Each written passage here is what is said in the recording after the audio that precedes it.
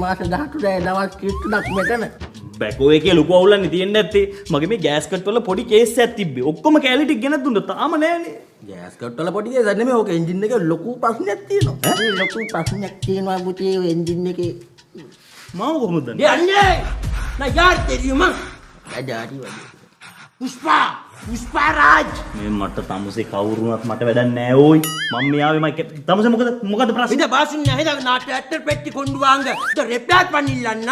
ඉතින් මේ වගේම තමයි මගේ වාහනේත් හදලා නෑ රිපෙයාර් කරලා නෑ. ඒකනේ මම තාවේ කතා කරලා ගනි දෙකක් ඒ ඩූට් එක ගන්නයි සාලා. ඉත බාසුන්නේ වාංගඩා ජේ. බලන්න මේ මගේ වාහනේ තාම හදලා නෑනේ.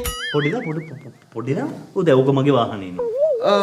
ආනේ අයියේ මේ දිනේ මේ පැජරෝ එකයි මේ මගේ වාහනේ අයියේ. බලන්න තාමත් කියලා නෑ අප්පා. ඔය බලන්නකෝ. යකෝ දන්නේ නැත්තම් දන්නේ නෑ කියන්න ඕනේ. අපි වෙන ගෙරේජ් එක කරලා දාලා අනිවාර්යෙන් දෙමු. මේ අයියේ ඔය කතා කරන්නේ අයියේ අපි දෙමු සඳාටි දෙමු. පාසා ඉන්නවා මම ඉන්නවා මේ අයියා ඉන්නවා. ඇතුලේ ඉන්නවා. අපි අයියේ ඔය කතා කරන්න. ගණින් මල්ලි කතා කරලා. ඒ පාසා බෑ